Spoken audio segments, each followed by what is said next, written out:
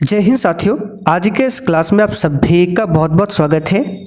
तो साथियों, Bihar police constable exam के लिए आज फिर से एक super practice set revision series को लेकर आए हैं, जिसमें साथियों 50 सिलेक्टेड प्रश्नों को सॉल्व करेंगे। क्योंकि ये सब प्रश्न ऑलरेडी आपको करा चुके हैं, तो आपका प्रयास होना चाहिए कम से कम प्रश्न गलत होने का। ठीक है, तो 50 में से कम 45 प्रश्नों के सही सही आपको आंसर करने हैं। तो आप लोग पूरा सेट को ध्यान से लगाइए। तो साथियों, आज का पहला क्वेश्चन देखिए, किसी पदार्थ के मात्रा की मौलिक इकाई क्या है? चलिए बताइए, क्वेश्चन नंबर 1 के लिए आंसर क्या होगा? मोल, कैंडेला, केल्विन या फिर डी मीटर। तो यहाँ पर क्वेश्चन नंबर 1 के लिए आंसर क्या होगा?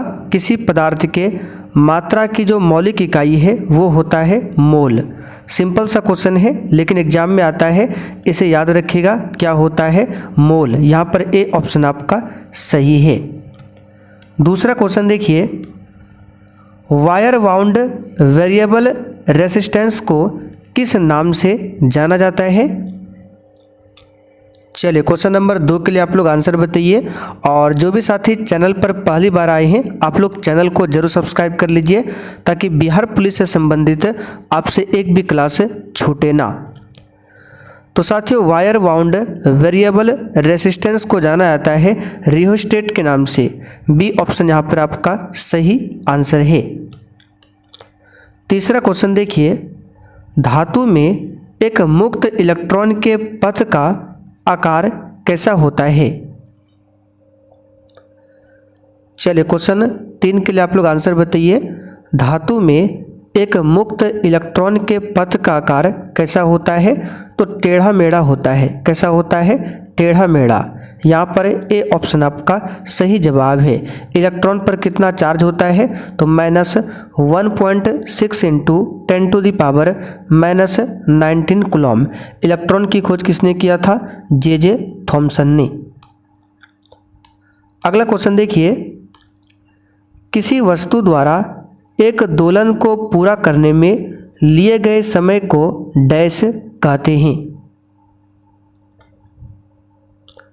तो साथियों, इसको आवर्तकाल बोला जाता है। बी ऑप्शन आपका सही जवाब है। आवर्तकाल कहा जाता है। आवृत्ति की बात करें तो इसका एसआई मात्रक क्या होता है? तो हर्ट्ज। ये आवृत्ति का एसआई मात्रक है। अगला क्वेश्चन देखिए, दिनकर जी कवि के साथ साथ क्या थे? बहुत ही शानदार क्वेश्चन है, और साथियों ये सब क्वेश्चन ऑलरेडी हम आपको करा चुके हैं, तो आपका प्रयास होना चाहिए कम से कम प्रश्न गलत हो आपसे। ठीक है, तो साथियों रामधारी सिंह दिनकर की बात करें, राष्ट्र कवि, एक कवि के साथ साथ गद्यकार भी थे। तो यहाँ पर सी वाला ऑप्शन आपका सही जवाब है, ध्यान रखिएगा। इनकी एक प्रमुख रचना है उर्वशी। पूछा जाता है तो उर्वशी किनकी रचना है? रामधारी सिंह दिनकर की। आगे देखिए, कवि के अनुसार जनतंत्र के देवता कौन हैं?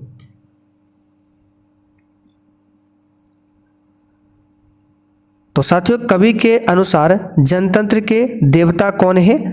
तो यहाँ पर इस क्वेश्चन का आंसर क्या हो जाएगा? चलिए, इस क्वेश्चन का आंसर हो जाएगा ऑप्शन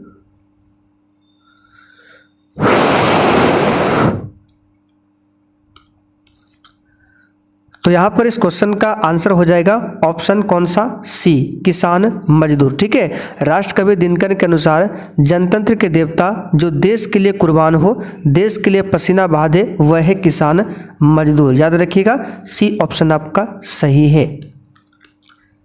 आगे देखिए, लिथियम, सोडियम और पोटेशियम में क्या समानता है? चलिए क्वेश्चन 7 के लिए आप लोग आंसर बताइए।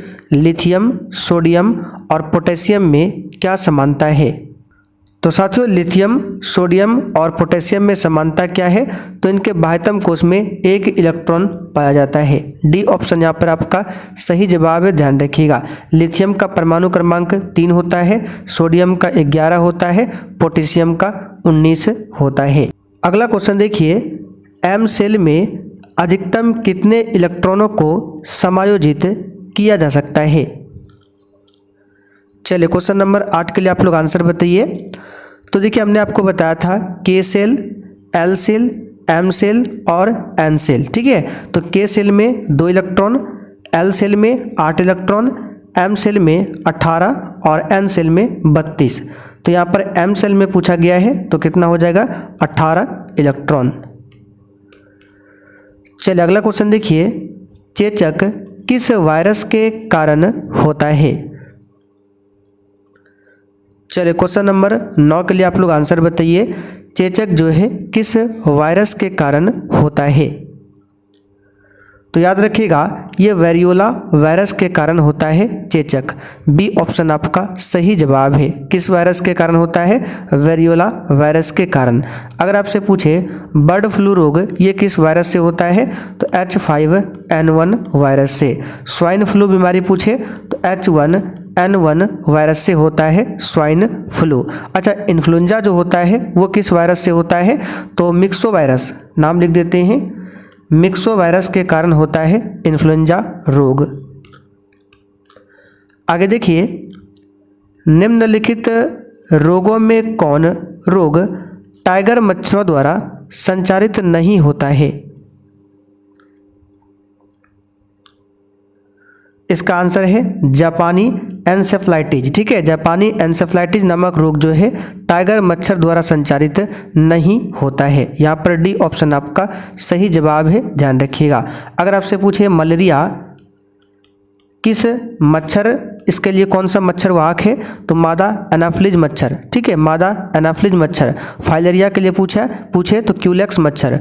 डेंगू के लिए मादा एडिस मच्छर। ये सब ध्यान रखिएगा। आगे देखिए, निम्न में से कौन सा मस्तिष्क का सबसे बड़ा हिस्सा है? बताइए, क्वेश्चन 11 के लिए आंसर है मस्तिष्क का सबसे बड़ा हिस्सा हो जाएगा सेरेब्रम। बी ऑप्शन यहाँ पर आपका सही जवाब है। यह मस्तिष्क का अग्र होता है, ध्यान रखिएगा। ठीक है, अगर आपसे पूछे मस्तिष्क में न्यूरॉन की संख्या लगभग कितनी होती है तो 100 बिलियन होती है लगभग मस्तिष्क में न्यूरॉन की संख्या। अगला क्वेश्चन, ऐसे जंतु को जिसके अंदर बाह्य जिन्स प्रवेश कराई गई हो उसे क्या कहते हैं? चलिए क्वेश्चन 12 के लिए बताइए, ऐसे जंतु को जिसके अंदर बाह्य जिन्स प्रवेश कराई गई हो उसको क्या कहते हैं तो उसको ट्रांसजेनिक बोला जाता है।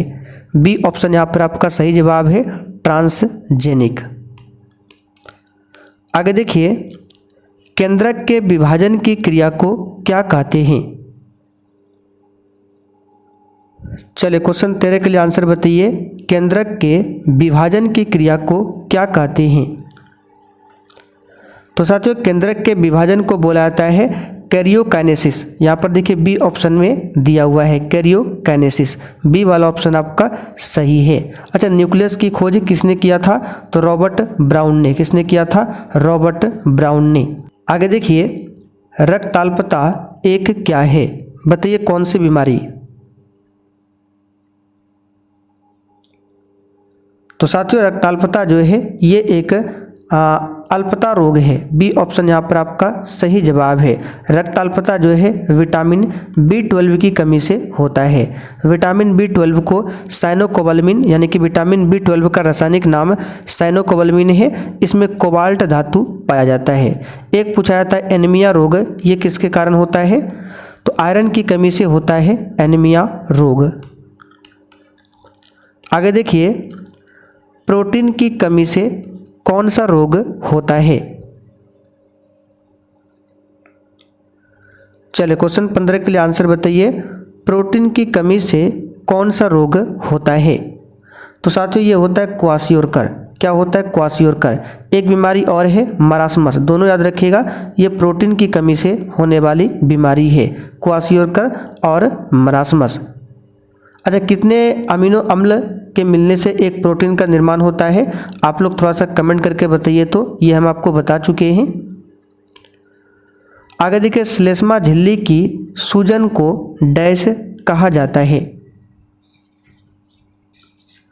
और साथियों अगर आपको बिहार पुलिस कांस्टेबल एग्जाम के लिए जो क्लास का नोट्स है वो चाहिए, या फिर स्पेशल बिहार जीके का नोट्स, या फिर वन लाइनर क्वेश्चन बैंक पिछले 10 वर्षों का बिहार पुलिस का, तो ये सब आपको एप्लीकेशन पर मिल जाएगा। ये हमारा व्हाट्सअप नंबर है 9631887058। इस पर मैसेज करके क्लास नोट्स आप लोग ले सकते हैं, और क्लास के लास्ट में अभी बताया जाएगा किस प्रकार से नोट्स आपको मिलेगा।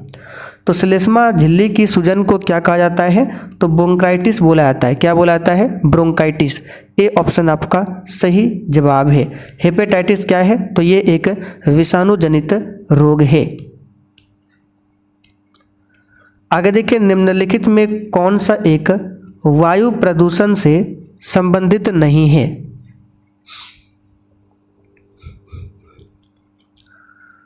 तो साथियों यूट्रोफिकेशन ये वायु प्रदूषण से संबंधित नहीं है। सी ऑप्शन आपका सही है। अम्ल वर्षा के बारे में बता चुके हैं, ये SO2 और NO2 के कारण होता है एसिड रेन। ठीक है, अम्ल वर्षा को हम मार्बल कैंसर भी बोलते हैं। आगे देखिए, निम्नलिखित में से कौन सी मृदा संरक्षण की एक विधि है? आंसर है छाद। ठीक है, छाद जो है मृदा संरक्षण की एक विधि है। अच्छा, मृदा के अध्ययन को क्या बोला जाता है? पेडोलॉजी। ठीक है, पेडोलॉजी के अंतर्गत मृदा का अध्ययन होता है। आगे देखिए, प्रयाग प्रशस्ति डैश में संकलित की गई थी। फटाफट से आंसर लगाते चलिए, और किसी भी क्वेश्चन में डाउट हो तो आप लोग तुरंत कमेंट करके पूछ सकते हैं। आपके कमेंट का रिप्लाई जरूर दिया जाएगा। तो साथियों, प्रयाग प्रशस्ति को इलाहाबाद प्रशस्ति के नाम से भी जाना जाता है। ठीक है, और प्रयाग प्रशस्ति लेख की रचना किसने किया है? तो समुद्रगुप्त के दरबारी कवि हरिसेन ने। और ये किस भाषा में है? तो संस्कृत भाषा में है। सी ऑप्शन यहाँ पर सही है। आगे देखिए, दिलवाड़ा और जरगा पर्वत चोटियां निम्नलिखित में से किस राज्य में स्थित है? तो साथियों ये राजस्थान में है। कहाँ पर है? राजस्थान में। सी ऑप्शन आपका सही जवाब है, ध्यान रखिएगा। दिलवाड़ा चोटी की बात करें तो अरावली पर्वतमाला की तीसरी सबसे ऊंची चोटी है दिलवाड़ा चोटी, और जरगा चोटी जो है ये अरावली पर्वत की चौथी सबसे ऊंची चोटी है। अच्छा, अरावली पर्वतमाला की सबसे ऊंची चोटी का नाम पूछे तो यह है गुरु शिखर, जो कि राजस्थान में पड़ता है। इसकी हाइट की बात करें तो लगभग 1722 मीटर है गुरु शिखर की ऊंचाई। अगला क्वेश्चन, जैन धर्म के 24वें और अंतिम तीर्थंकर वर्धमान महावीर का जन्म 6ठी शताब्दी ईसा में पूर्व में कहां पर हुआ था?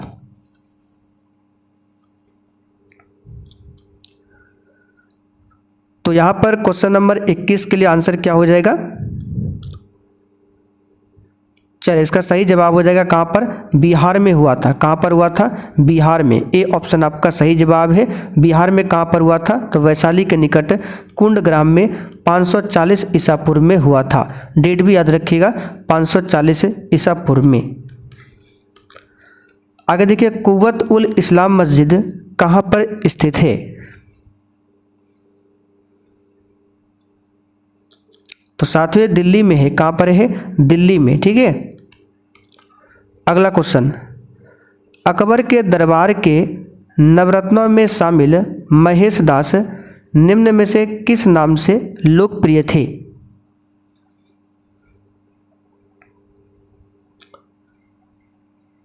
तो इसका सही जवाब है महेश दास के नाम से कौन लोकप्रिय थे? तो बीरबल। सिंपल सा क्वेश्चन है, बीरबल। ठीक है, आगे देखिए, मोहनजोदड़ो में मिले महान स्नानागार को डैश की परत चढ़ाकर जलरोधी बनाया गया था?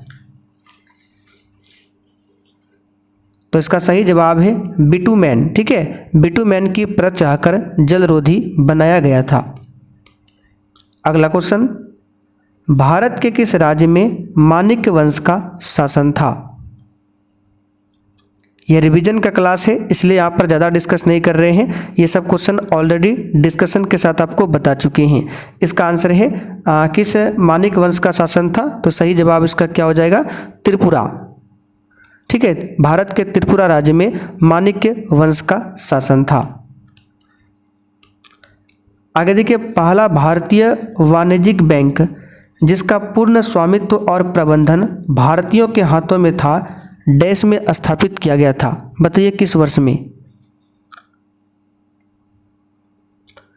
तो ये 1911 में स्थापित किया गया था। डी ऑप्शन आपका सही जवाब है। आगे देखिए, 2011 की जनगणना के अनुसार निम्नलिखित में से किस राज्य का जनसंख्या घनत्व 800 से अधिक था? बताइए तो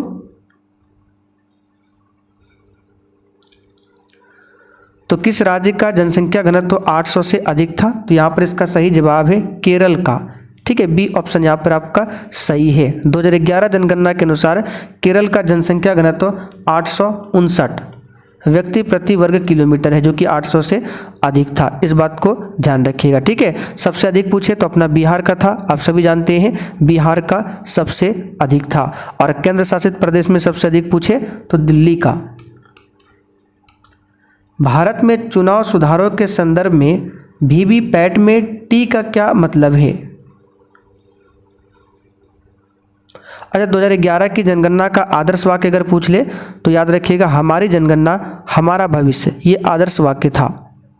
तो यहाँ पर इसका सही जवाब है वीवीपैट में टी का मतलब क्या होता है? तो इसका मतलब होता है ट्रेल। ठीक है, क्या होता है? ट्रेल। पूरा फुल फॉर्म क्या है? तो इसका पूरा फुल फॉर्म बता देते हैं वीवीपैट का। तो इसका फुल फॉर्म होता है voter verifiable paper audit trail. ठीक है, जिसमें टी का मतलब है ट्रेल। आगे देखिए, चेंजिंग इंडिया नामक पुस्तक के लेखक कौन है?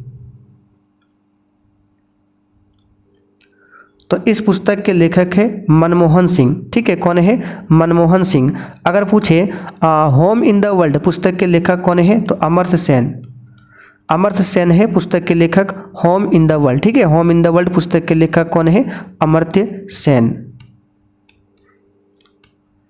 आगे देखिए, राज्य के मुख्य चुनाव आयुक्त को हटाने की शक्ति निम्नलिखित में से किसके पास है? बताइए, ये सब क्वेश्चन गलत नहीं होना चाहिए, कई बार आपको बता चुके हैं। इस क्वेश्चन का आंसर कीजिए फटाफट से, थोड़ा सा इसमें आपको टाइम देते हैं। तो देखिए, इस क्वेश्चन का आंसर क्या हो जाएगा? तो इस क्वेश्चन का आंसर हो जाएगा बी, राज्य के राज्यपाल के पास। किसके पास है? राज्य के राज्यपाल के पास। आगे देखिए, 26 नवंबर 1949 को गृहीत मूल भारतीय संविधान की प्रस्तावना में निम्नलिखित में से किस शब्द का उल्लेख नहीं है? तो धर्मनिरपेक्षता शब्द का उल्लेख नहीं था, इसे बाद में जोड़ा गया है 1976 में 42वां संविधान संशोधन के तहत। अगला क्वेश्चन, निम्नलिखित में से किस विषय में संसद को भारतीय संविधान के अनुसार कानून बनाने की व्यापक शक्ति प्राप्त है? तो बताइए किस विषय में? तो इसका सही जवाब है बैंकिंग के क्षेत्र में। सी वाला ऑप्शन आपका सही जवाब है। बैंकिंग जो है संघ सूची के अंतर्गत आता है, जबकि पुलिस की बात करें और कृषि की बात करें ये राज्य सूची के अंतर्गत आता है, और शिक्षा जो है समवर्ती सूची के अंतर्गत में आता है शिक्षा।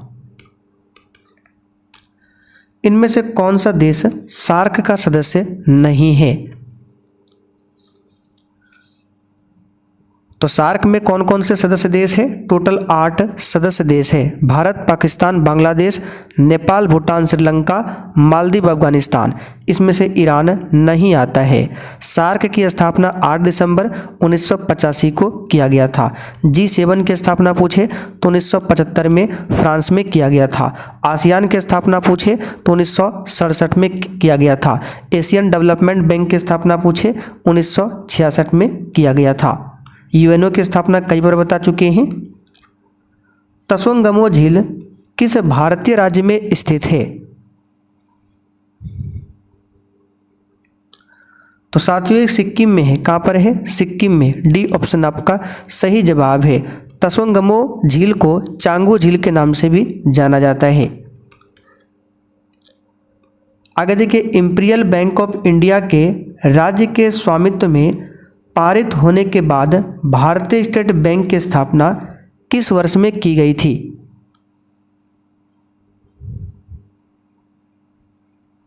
तो ये किया गया था 1955 में। ठीक है, बी ऑप्शन आपका सही है।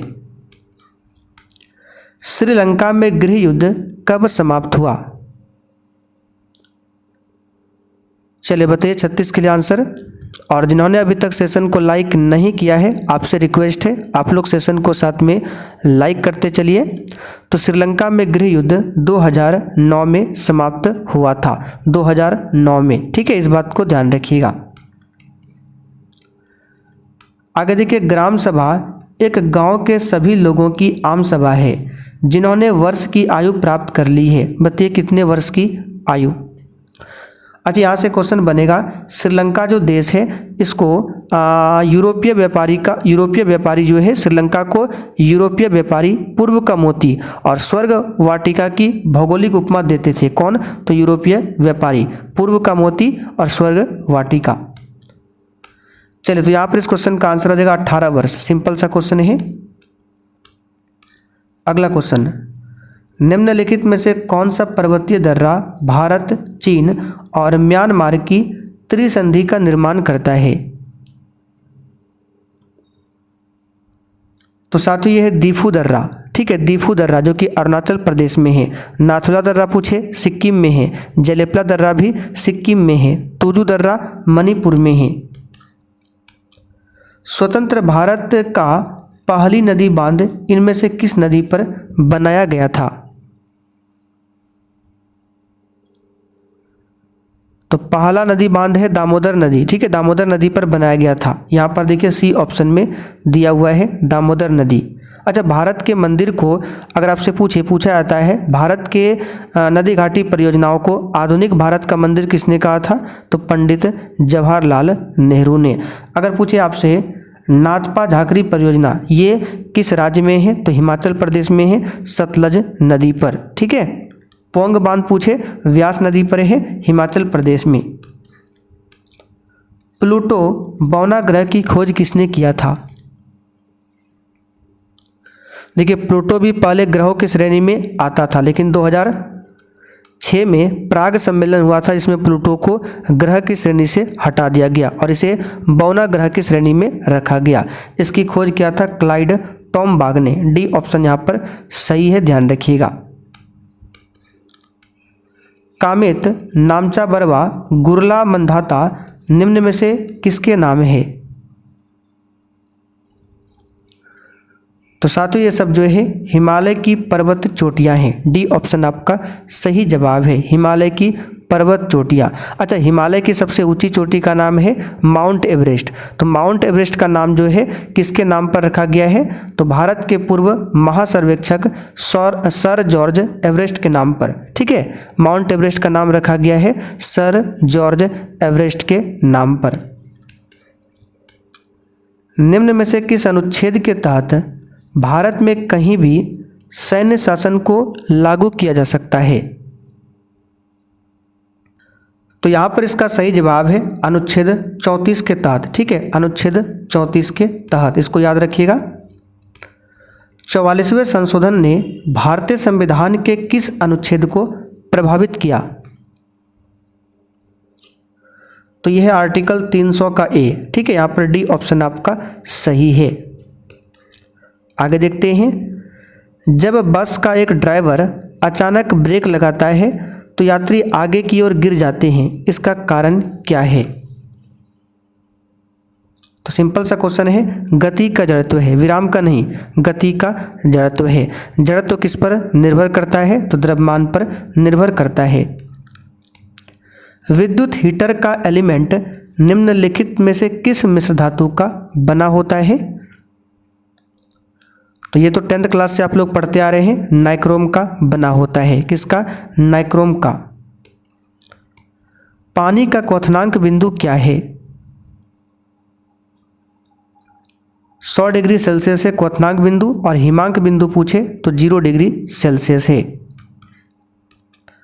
तार सप्तक का संपादन किसने किया? बताइए। तो साथियों तार सप्तक का संपादन किसने किया? तो अज्ञेय ने किया। ठीक है, डी ऑप्शन यहाँ पर आपका सही जवाब है। किसने किया? अज्ञेय ने। डी वाला ऑप्शन सही है। अगला क्वेश्चन, स्वदेशी कविता के लेखक कौन है? तो स्वदेशी कविता के लेखक है प्रेमघन। ए वाला ऑप्शन यहाँ पर आपका सही है, प्रेमघन। निम्नलिखित में से कौन सी यांत्रिक तरंगे हैं? ध्वनि तरंगे, ये एक यांत्रिक तरंगे हैं। इसके साथ में ध्वनि तरंगे जो है अनुदैर्ध्य तरंग का भी उदाहरण है। पहला वाला ऑप्शन सही है। लास्ट क्वेश्चन, सांद्र नाइट्रिक अम्ल और सांद्र हाइड्रोक्लोरिक अम्ल का डैश के अनुपात में मिश्रण एक्वा रेजिया कहलाता है। तो एक्वा रेजिया के मिश्रण में बताना है किसका किसका अनुपात होता है। तो इसमें होता है नाइट्रिक अम्ल HNO3 और HCl, जिसमें से HCl जो है 3 भाग होता है और नाइट्रिक अम्ल होता है 1 भाग। ठीक है, तो नाइट्रिक अम्ल 1 भाग, हाइड्रोक्लोरिक अम्ल 3 भाग। तो यहाँ पर नाइट्रिक अम्ल और सांद्र हाइड्रोक्लोरिक अम्ल पूछा गया है, यानी 1:3 में। लेकिन अगर उल्टा पूछे, पहले हाइड्रोक्लोरिक अम्ल फिर नाइट्रिक अम्ल, तब हो जाएगा 3:1। फिलहाल आंसर होगा 1:3। तो साथियों आज का रिवीजन प्रैक्टिस सेट यहीं पर कंप्लीट होता है।